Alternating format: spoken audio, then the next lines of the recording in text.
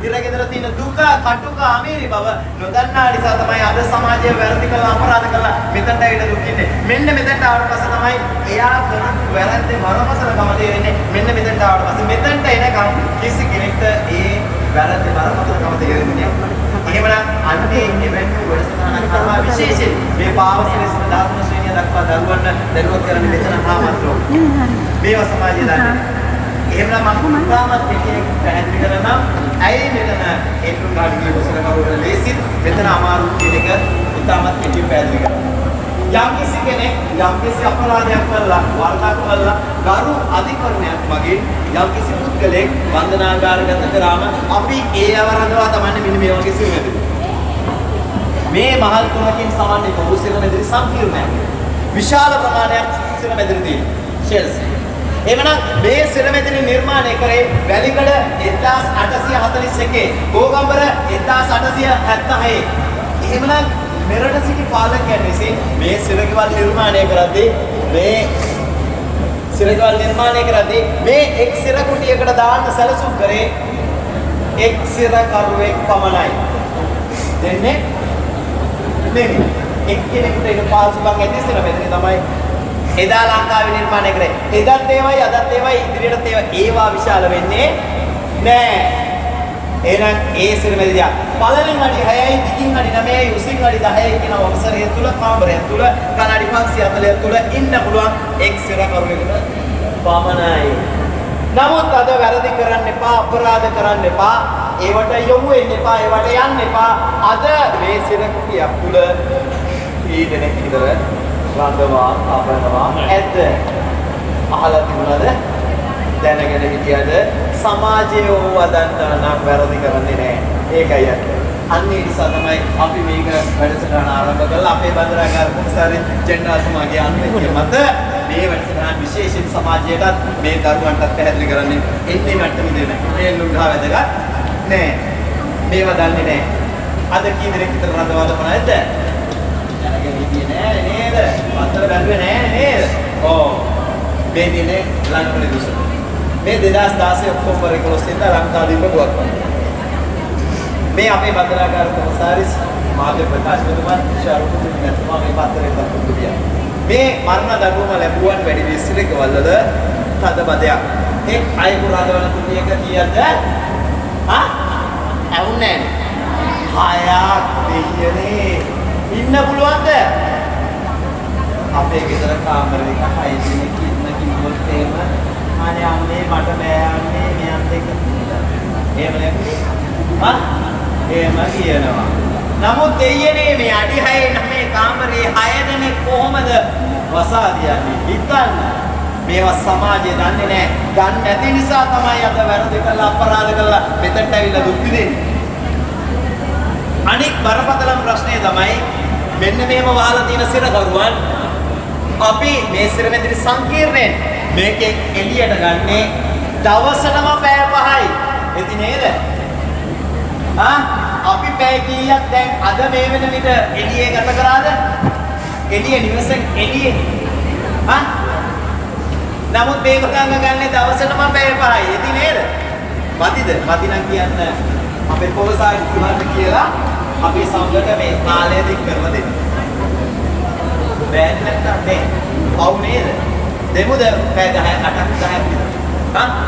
එහෙම කරන්නද? පැය 5ක් දුන්නොත් හොඳයි. එක පැයයි ගන්නෙ. හිතන්න එපා. මේ සමාජය දන්නේ මේ සම්පූර්ණ වාර්තාවෙන් තියෙන එක. මේ තියෙන්නේ අන්න ඒවා. එක පැයයි ඉගෙන ගන්න. ඒ පැය ගන්නෙ ඉතාමත් අධි ආරක්ෂිත කලාපයකට. එතනින් එහාට යාට යන්න බෑ. ඒ පැය අවසන් වුවහම නැවතත් මේගොල්ලන් එතකොට දෙම වැහුවා. ඇයි මේ අපි පැයක් මේ විතරක් එළියට ගන්නෙ? පැය 24ක් වහලා තියන්න බෑ කෙනෙක්ට. මේ පෙන්නලා තියෙන වන්දනාගාර සංකීර්ණයේ පැතිබෙනවා. මේ පෙන්නලා තියෙන එක කාමරයේ තියෙන එක ජනේලයයි වා කවුරුවයි. එහෙමනම් මේ පෙන්නලා තියෙන එක සිරමෙදිරියක් දෙපැත්තේ තියෙන බිත්ති දෙක ඉදිරිපසින් යකඩ දොරටුව තියෙන පිටිපස්සේ බිත්තිය ඉහළ කරවෙලා තියෙන අnder වා කවුරුව. එහෙමනම් මේ වා කවුලෙන් විතරයි ඇතුළට හිරු එළියක් ලැබෙන්නේ. මේ කවුලෙන් විතරයි ඇතුළට වාතාශ්‍රයක් ලැබෙන්නේ. එහෙමනම් අපේ ශරීරයක් වැඩෙන්නේ හිරු එළියක් වැඩෙන්න ඕනේද? විද්‍යාව. ඔව්. අපේ ශරීරයක් වැඩෙන්න ව්‍යායාමයක් කරන්න ඕනේද? ඔව්. එහෙනම් අපේ ශරීරයක් වැඩෙන්න නම් ආවම වශයෙන් ඇවිදින්නවත් ඕනේ. ඔන්න ඔය හේතු ගණනාවක් නිසා මේගොල්ලන්ගේ ව්‍යායාම සඳහා දවසට එක පැයක් අධි ආරක්ෂිතව මේගොල්ලන් එළියට ගන්නවා. ඒ ගත්තා නැවත පැය අවසන් වුවාම නැවතත් ඇතුළට දැම්ම වැව්වා. මේගොල්ලන්ට කෑම පවා දෙන්න වෙනස් වෙන කරුවල් මාර්ගෙන් කෑම ඇතුළට ගෙන ගිහලා කෑම නම් මේගොල්ලන් එළියට ගන්න නැහැ. මේගොල්ලන්ගේ ඥාතීන් බලන දෙන්නේ අම්මා තාත්තා බලන දෙන්නේ මාසෙකට දවසයි පැය භාගයයි. එහෙමනම් මේ ඉන්න බෑ. ඊටමත් කටුකයි ඊටමත් අමිහිරි. අන්නේ නිසා තමයි අද මේ සිරකරුවන් ඉල්ලා හිටින්නේ අපිව එල්ලන්න නැත්නම් අපිව නිදහස් කරන්න. ඉල්ලි දෙකයි ඉල්ලන්න. එක්ක එල්ලන්න නැත්නම් නිදහස් කරන්න. මේ ඉන්න බෑ. ඊටමත් කටුකයි. කියනවා එල්ලන්න කියලා. දැන් මාස කිහිපයකට උඩදී කාන්තාන සේව මොකද එකක් දැක්කෝනේ. හා? දැක්කද? ඕනේ නෑ. ඇයි ඒ ඉන්න පුළුවන් ඉන්නද? නෑ ඉන්න බැරි හින්දා. අප්පා ඉල්ලන්නේ එළියට යන්න. ඇයි මේ ඉන්න බැරි නිසා? එහෙනම් මේගොල්ලන් කියනවා අද අපිව ඉල්ලන්න නැත්නම් නිදාස් කරන්න අපිට ඉල්ලන්න බෑ. ඇයි? මේ දඬුවම ලංකාවේ ක්‍රියාත්මක නොවන නිසා. අපිට මේගොල්ලන්ව නිදහස් කරන්න බෑ. ඇයි? ගරු අධිකරණයක් මගින් බන්ධනාගාරගත කරලා තියෙන එල්ලා මරණ. එහෙමනම් මේ හිමි දෙකෙන් එකක්වත් දෙන්න නැති නිසා අද වන විට ජීවිතාන්තයේ තිබෙන දුරා ඉතාමත් කටුක අමීරි අධ්‍යක්ෂින් ලැබෙමින් ජීවිතේ මෙරි උපදින ජන කොටසක් කියලා අද මේ සිරකවල කල්ගත කරනවා. මේවා ඉතාමත් කටුකයි. මේවා ඉතාමත් අමීරි. මේවා සමාජය දන්නේ නැහැ. සමාජය දන්නේ නැති නිසා තමයි අද වැරදි කළා අපරාධ කළා මෙතනට ඇවිල්ලා දුක් විඳින්න එතනින් එහා ජීවිතයක් නැහැ. යම් කිසි කෙනෙක් යම් කිසි අපරාධයක් කළා වරදක් කළා ගරු අධිකරණයක් මගින් දඬුවම් ලැබූ පුද්ගලෙක් ලෙස යම් කිසි අවස්ථාවක බන්ධනාගාරගත කරාම ප්‍රථමයෙන්ම එයාගේ නම නැති වෙනවා. නම දෙන්නේ ඉංග්‍රීසි අක්ෂරයක් සමග අංක කීපයක්. අන්න ඊට පස්සේ තමුන්ගේ නම නැති වෙන මොකද වෙන්නේ පුතේ? කැමතිද තමුන්ගේ නම නැති වෙනවට? අම්මා දාපු ලස්සන නම් නේද? නෑ කවුරුත් කැමති නෑ තමුන්ගේ නමක් ඉවත් වෙනවට. නමුත් එයාගේ නම ඉවත් වෙනවා අංකයක් ලැබෙනවා. අන්න ඊට පස්සේ කතා කරන්නේ 21 අන්න එහෙම තමයි. එහෙම කතා කරනවා අපි කැමතිද? නෑනේ. අනේ එහෙමයි දැන් ඇතුලේදී එයාගේ නම නැති වුණා අංකයක් තිබුණා. එයාගේ ඇඳුම නැති වෙනවා. මේ ඕල් අපිට එළිය අම්මලා තාත්තලා ලස්සන මැව් ඇඳලා දුන්නා නේද? අඳින්න ලස්සන ඇඳුම් දුන්නා. නමුත් ඒව හම්බෙන්නේ නැහැ ඇතුලේ අඳින්නේ. එහෙනම් හම්බෙනවා ජම්පර් සූට් එකක්. දැකලා තිබුණාද?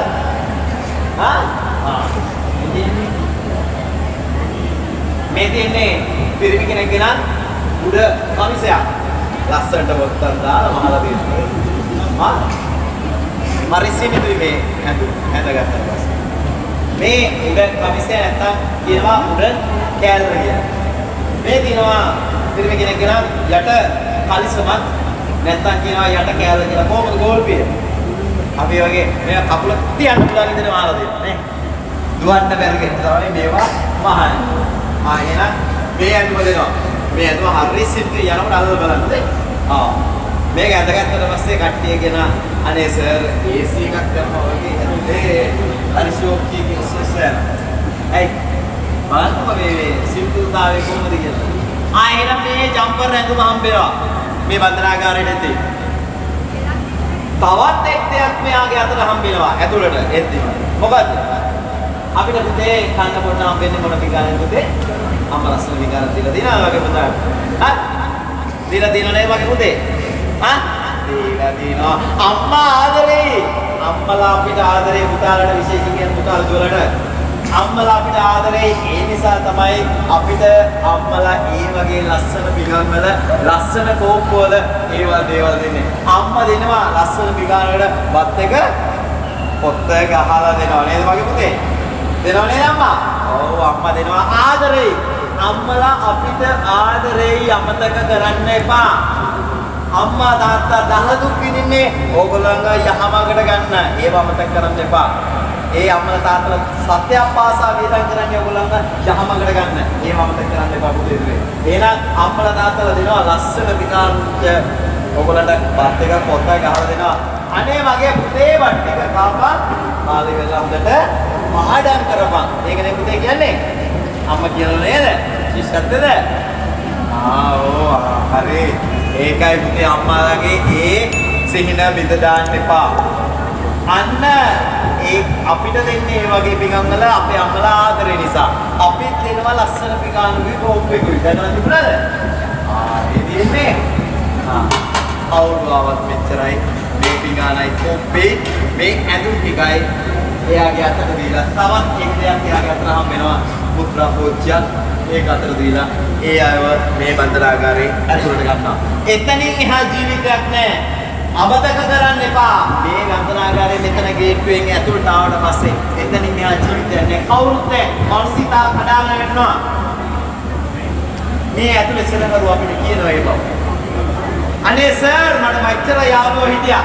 අච්චර යාළුවෝ ඉන්න අරහේ ඉන්න මෙහෙ ඉන්න. මට නෑදෑයෝ මෙච්චර ඉන්න. අනේ සර් මාව බලන්නේ මගේ අම්මා විතරයි. ඔච්චරයි කියන්නේ. මාව බලන්නේ මගේ අම්මා විතරයි. ඒකයි පුතේ දුවේ අපි කියන්නේ ඔයගොල්ලන්ට අම්මා තාත්තා කියන දේ අහන්න. හොඳින් හැදෙන්න. ඒ වගේ මේ ලෝකේ ජය ගන්න ඉගෙනගෙන. එච්චරයි අපිට ඕනේ. එහෙමනම් මේ අයව මෙතන ඉහට ජීවිතේ සම්පූර්ණ හදාගන්න. ඒක අපි කියන්නේ බන්ධනාගාර කියන්නේ සුන්දර ලෝකයක් නෙමෙයි. ඇයි? අද අපි බන්ධනාගාර කරේ කොහොමද දන්නේ?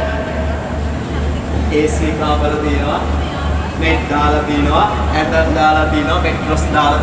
එහෙම නේද මාධ්‍ය දීලා තියෙන්නේ? අහලා තිබුණාද එහෙම ඒවා? ඔෆ්සෙට් එකකට අහලා තිබුණා නේද එහෙම? නමුත් කවදා හෝ පෙන්වද ඒ ඇතුළාන්තේ පෙන්වද කිසිම වාදයක් පෙන්නලා තියෙනවද බන්ධනාගාරයක් ඇතුළාන්තේ? නෑ. ඒ කියපු දේවල් තමයි අපේ මනසට දාගෙන අපි මේ සමාජගත කරලා තියෙන්නේ. ඒව තමයි මේ සමාජයේ තියෙන්නේ. බන්ධනාගාරය හොඳයි. අන්න ඇතුළට ආවට පස්සේ තමයි හොඳ නරක තේරෙන්නේ. මෙතන එනකම් තේරෙන්නේ නෑ කිසි කෙනෙකුට. ඒක අපි මේව සමාජගත කරන්නේ අන්නේ මට්ටමේ වෙනවා.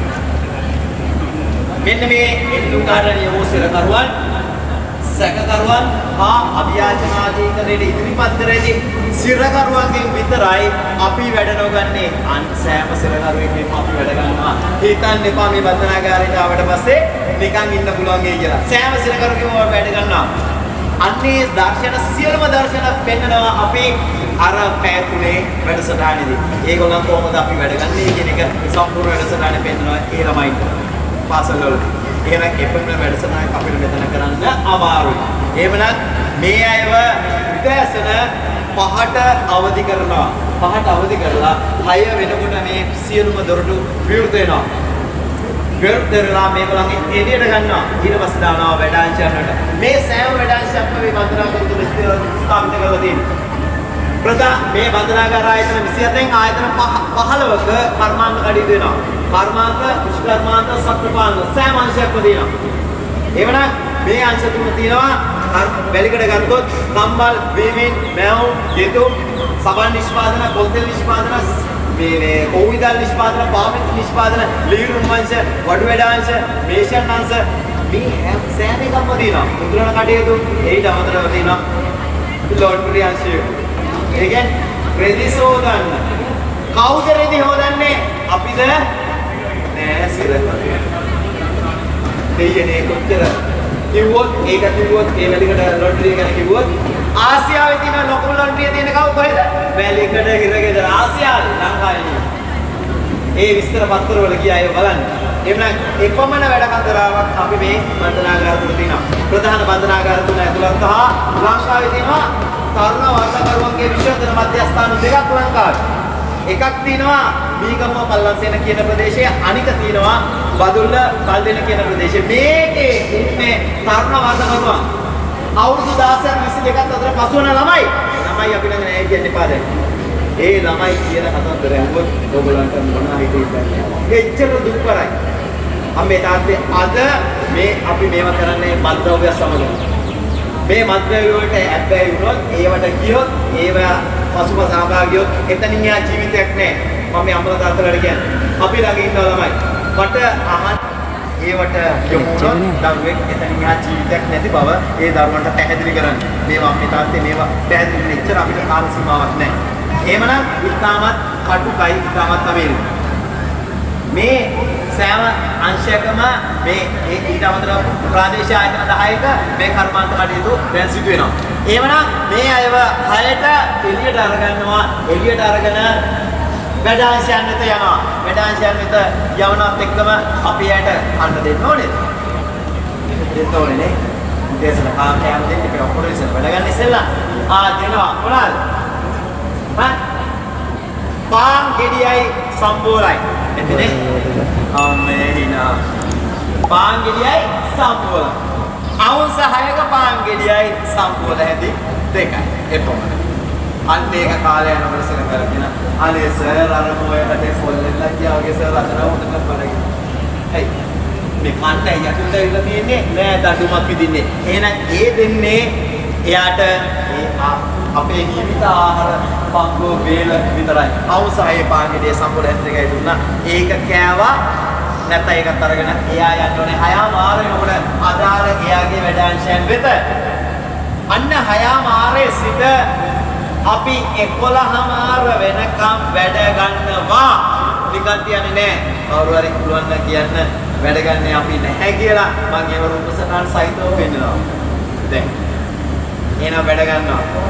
අන්න 11 මාට නැවතත් එළියට ගන්නවා. එළියට අරගෙන 12ට අපි දිවා ආහාර දෙනවා. දීලා නැවතත් කාමර වලට දාලා වහනවා. අන්න ඊට පස්සේ එළිය තියාන කන්න පුළුවන් නැත්නම් ඒකට ගිහලා කාලා ආපහු පස්සරු එකට නැවතත් මේගොල්ලන් ගණන් කරමින් එළියට ගන්නවා. එළියට අරගෙන දානවා පුතේ සෙල්ලම් කරන්න. නේද? සෙල්ලම් කරන්නත් ඕනේ අවසන්. ඉස්කෝලේ ගිහලා නේ. සෙල්ලම් කරාට කමක් නැහැ පුතේ ඉගෙන ගන්න. දානවා සෙල්ලම් කරන්නේ ආපහු දානවා යාව ආයි වැඩාංශයන් වෙත එකට. අන්න එකේ සිට නැවතත් පස්සරු 4:10 වෙනකන් අවසන් 4:10 වෙනකන් අපි වැඩ ගන්නවා නිකන් තියන්නේ නැහැ. ඔය කියන සුරංගනා කතා මේ ඇතුළට පස්සේ නෑ. ඔය මාත් එක්ක කියපු මෙච්චර කාලයක් කරපු සුරංගනා කතා මෙතන නෑ. එහෙමනම් අවසන් 4:10 වෙනකන් වැඩ ගන්නවා. අන්න එහෙම වැඩ අරගෙන අපි 2017 වර්ෂයේදී පමණ අපි මේ සිරකරුවන්ගෙන් වැඩ අරගෙන රුපියල් මිලියන 159ක ආදායමක් ගෙවුවා. මිලියන 159ක්. මිලියන 159ක ආදායමක් උපයන්න මේ සිරකරුවන් කොපමණ වැඩ කන්දරාවක් මේ වන්දනාගාර තුල කරන්න ඇතයි කියන එක දැන් මතකයට ගන්න. මිලියන 159 කියන්නේ සුළු ප්‍රමාණයක්ද? නෑ මිලියන 159ක ආදායමක් අපි මේ වෙන විට ඒ මුගල් රජයට බාර දීලා අමාරුයි. එහෙනම් එපමණ වැඩ කන්දරාවක් අපේ මේ බන්ධනාගාර තුල අපි කරනවා. අපේ නිෂ්පාදනයට අවශ්‍ය කරන සියලුම දේවල් අපි ඒ අයව ලව්වම තමයි අපේ නිෂ්පාදනය කරන අපිට අවශ්‍ය කරන ඇඳන් ඒගොල්ලන්ගේ අවශ්‍ය ඒ කියන්නේ මේ උයන් අවශ්‍ය කරන සාස්පාන් ඒ සියලුම සාස්පාන් වර්ග මාරු අනුබාල්දි අනමන ඒ සියලුම දේවල් මේගොල්ලන් ලව්වාවේ නිෂ්පාදනය කරනවා. ඒගොල්ලන් සබන් ටික ඒගොල්ලන්මයි නිෂ්පාදනය කරන්නේ. සබන් මීටින් ගේන්නේ නැහැ. ඒ අවශ්‍ය පොල් තෙල් ටික ඒගොල්ලන් නිෂ්පාදනය කර ගන්නවා. ඇයි කුස්සියට පොල් ගේනවා ඒ ටික මේක කල ඉවරනාට පස්සේ ඒ ටික වේලනවා ආපහු දානවා පොල් තෙල් නිෂ්පාදනාංශයට පොල් ටික ගන්නවා පොල් ටික දානවා සබන් අංශයට දෙනවා සබන් ටික හදනවා ආපහු ඒගොල්ලන්ට දානවා. අපිට අවශ්‍ය කරන කෝවිදල් නිෂ්පාදන සියලුම දෙපාර්තමේන්තුවට අවශ්‍ය කරන සියලුම කෝවිදල් නිෂ්පාදනය කරන්නේ ඒගොල්ලෝමයි. ඊට අමතරව මේ ප්‍රදේශයේ කොළඹ ප්‍රදේශයේ නම් අවශ්‍ය පාසල් වලට අවශ්‍ය කරන මේ කෝවිදල් සත්ව අතර අවශ්‍ය කරන කෝවිදල් සියල්ලම අපි නිෂ්පාදනය කරන්නේ. ඊට අමතරව ශ්‍රී ලංකා දුම්රිය දෙපාර්තමේන්තුවේ සියලුම රෙදි හොදන්නේ වැලිකඩ බන්ධනාගාරයේ කවුද? සිරකරුවෝ. මේව සමාජය දන්නේ. ඒකනේ අපරාධ කරන්නේ නේද? ඔව් මෙතනට ආවට පස්සේ තමයි එයාගේ දුක තේරෙන්නේ. ඒ නිසා තමයි අර කියලා තියෙන්නේ ඉරගෙදර දුක දන්නවා නම් අපරාධ කරන්නේ නෑ කියලා. එහෙමනම් ඊටමත් දුක අන්න අවස 4:10ට මේගොල්ලන් එළියට අරගෙන අවස 4:00 වෙනකොට තවත් ලස්සන ක්‍රියාවලියකට අපි දැන් මේ යොමු වෙනවා. අවස 4:00 වෙද්දී අපි මේ අයට රැට කන්න දෙනවා. අහලා දුන්නා නේ අවස 4:00ට අපේ අම්මා කන්න දෙනවද පුතේ? දෙනවද? නෑ කොහේ අපේ අම්මා කන්න දෙන්නේ අතට නේ. දෙන්නේ නැහැ පුතේ හතරමාට නේ. අපි අම්මේ ඊට පස්සේ කියලා කියන්න එපා අම්මේ හතරමාට කන්න ඕනේ කියලා. හොඳේ? අපේ අම්මා දෙන්නේ හතරට විතර නැත්නම් අටට විතර අර නාට්‍යයක් බලලා නේද? ඒක කරලා තමයි දෙන්නේ. නෑ ඒවා කියන්න එපා මෙතන. හරි. දැන් හතරමාට ගන්න දෙනවා. මේ අපි ආදරයෙන් මේගොල්ලන්ට ඒ නිසා අපි හතරමාට මේගොල්ලන්ට කන්න දෙනවා. ආදරයෙන් කියලා ඉතුරු. නෑ තවත් එක් ක්‍රියාවලියකටයි දැන් මේ සැරසෙන්නේ. හතරමාට කෑම දුන්නා ඒක කෑවා නොකෑවා කෑම එක අරගෙන එයා යා යුතුයි පහමාර වෙද්දී එයාගේ කාමර වෙත. මම දැන් ඉස්සෙල්ලා කී දෙනෙක් විතර ඉන්නයි කියලාද කිව්වේ? කාමරේ අයක් විතර ඉන්නනේ. අම්මේ. දැන් හරි මහන්සි වෙලා මේ අය එන්නේ. 3 දෙනෙක් විතර කියනවා අනේ මචං අපිට නම් බඩගිනේ අපි කාලා තමයි ඇතුළට යන්නේ. ඇතුළට. කාමරේ යනවා කියලා කියන්නේ. ඇතුළට යන්නේ. භාෂාව ඇතුලේ වෙනස්. දැන් තව 3 දෙනෙක් කියනවා නෑ මචං අපි ඇතුළට ගිහිල්ලයි කන්නේ. අන්න 3 දෙනෙක් පත් එක බෙදාගෙන ඇතුළට යනවා. තව 3 දෙනෙක් කාලා එදී තියාගෙන කාලා ඒගොල්ලත් එක්ක ඇතුළට යනවා. ඔන්න පහමාර වෙනකොට මේ සියලුම දෙනා මේක ඇතුළට යොමු කරලා හමාර. මේ පහමාර වෙනකොට මේ සියලුම දොරටු වහගෙන බන්ධනාගාර දෙපාර්තමේන්තුවේ මේ සියලුම පද්ධතිය ඒව දොරටු වහනවා. පස්සරු 6ට. පස්සරු 6ට වැසූ පසු තවත් දුකක් තමයි මේ බන්ධනාගාරය තුළ ඉතුරු වෙලා තියෙන්නේ. මේවා සමාජය දන්නේ නැහැ. මේවා සමාජය දන්නවා නම් අද වැරදි කරන්නේ නැහැ. අන්නේ විෂය අපි මේ වැඩසටහනක් කරා විශේෂයෙන් දරුවන්ට පැහැදිලි කරන්න. මේවා සමාජය දන්නේ නැහැ. අපි කියනකොට නිදා ගන්නවද මගේ පුතේ? හා? 7-8 වෙලා නිදා ගන්නවද? පුතා නිදා කීයටද නිදා ගන්නේ? 8ටද? එහෙනම් ඕ දායක අප්පා තියාගන්න පාඩම් කරන්නද? කොහොමද ළමයි දෙන්න නිදා ගන්නවා 7-8 වෙනකොට නේද? පාඩම් කරාම පස්සේ ගිනම පාඩම් කරපන් කියලා නේද? ආව් ඒව තමයි තා ශිෂ්‍යත් ඉවරක් දන්නේ නේද? හොඳට විභාග කරනකොට ඉස්සරහ අපිට ඕනේ. ඕගොල්ලෝ තමයි අපේ රටේ අනාගතේ. ඕගොල්ලන් හැදුණා අපිට ඕගොල්ලන් කියන දැන් රෑ 7-8 ඉඳලා අනේ අම්මේ මට දොයි මතයි කියලා නේද? කියලා අයෙත් එක්කම කියන අම්මේ මට චිව් බලයි ටොයිලට් එකට යන්න ඕනේ කියලා. ආම කියන මාරේ මගේ පුතේ කියලා එක්කන් ගිහලා ඒ කාර්යයක් කරලා අන්න මෙට්ටේ දාලා දෙන කොට්ටේ දාලා දෙන ඇඳ හදලා දිනවා මගේ පුතේ නිදාගනින් හෙට උදේටත් නැගිටින්න ඕනේ පාඩම් කරන්න. එහෙම කියනවා නේද? ඔව් මම දන්නවා ඔක්කොම මාතෝ පාස් කරලා යාවේ. නේද? අම්මලා එහෙමයි පුතේ අපිට ආදරේ. අම්මලා කොච්චර දුප්පත් වුණත් ඕගොල්ලන්ට ලස්සන තැන් හදලා දෙන්න තියෙනවා නිදාගන්න. ඒව අමතක කරන්න එපා. ඒ ඕගොල්ලන්ට යහපත් අනාගතයක් කරගෙන යන්න තමයි අම්මලාගේ මේ වෑයම, තාත්තගේ මේ වෑයම, ඒ වගේම ඕගොල්ලෝ ගුරුවරුන්ගේ ඒ වෑයම. එහෙමනම් අපි සියලු දෙනා නැහැට දෙන්නා. අපි දැන් මේ වෙනකොට මගේ පොත විභාග කරලා ගෙදර ඇවිල්ලා. මේ වෙනකම් අපි වැය තමයි කරලා පස්සෙන් ඉන්න ඕනේ දෙමෝපියනි මේ දරුවන් පස්සේ. නැත්තම් අතින් ගිලිලු වුණොත් අද දරුවා කොහේ යනවද කියන එක අපි දන්නේ නැහැ. ඒක අපි මේ විශේෂයෙන් මේවා කියන්නේ. එහෙමනම් අපිත් රෑ 10 11 වර සියලු කර්තව්‍යයන් අමාර කළා. ඒ කර්තව්‍යයන් අමාර කළා අපිත් යනවා නින්දට. අන්න රෑ 10ට විතර මේ එක්සිර කරුවෙක් කියනවා අනේ සර් මට ටොයිලට් එකට යන්න ඕනේ පොඩ්ඩක් දොර අරින්නකෝ කියලා. දැන් මේ දොරවල් ඇරෙන්නේ දොරවල් ඇරෙන්නේ අන්න තවත් දුක. එහෙනම් දෙයියනේ මේ සිල කරුවා ඒ කාර්යය කරන්නේ කොහොමද? අන්නේ ආට දුන්නා බන්ධනාගාරගත වෙද්දී මුද්‍රා කෝච්චිය. අන්න අර 4-5 දිනක් ඇතුළාන්තයේදීම ඒ කාර්යයත් කළා අර උත්තරන් දෙන්නේ ඒකයි. ඒ කාර්යය කළා වහලා තියනවා. මේවයි කාමර දුක. දැන් කොච්චර සුවඳක් මේ කාමරේ හමනවා ඇද්ද? ජීවන සුවඳ නේද?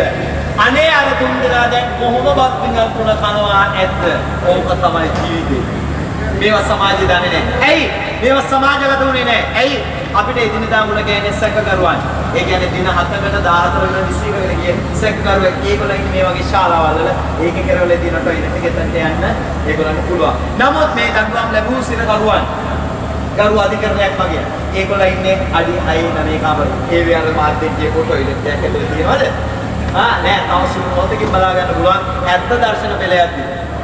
මේ මාධ්‍යයෙන් කියපු දේවල් අපි මෙච්චර කාලයක් ඇහුවේ බොරු නේද කියන එක තව සුළු මොහොතකින් බලා ගන්න පුළුවන්. ඒක අපි මේවා සමාජගත කරගන්න. අපිට එන්නුම් ගන්න කිය කෙනෙක් කවදාවත් දකින්න හම්බෙන්නේ නෑ. ජීවිතාන්තෙට කිය කෙනෙක් දකින්න හම්බෙන්නේ නෑ. සමහර විට අවුරුදු 10 15 කිය කෙනෙක් කලාතුරකින් හම් වෙන්න ඉඩ තියෙයි. නමුත් මම දැන් සමාජයෙන් අහනවා ඒ කිසි කෙනෙක් කියලා තිබුණාද අනේ මචං මේ බන්ධනාගාරය කියන්නේ මේකක් මේ වගේ දුකක් මේ වගේ කටුකක් බලනම් වැරදි කරන්න එපා කියලා මේ සමාජයට කියලා දෙනවා.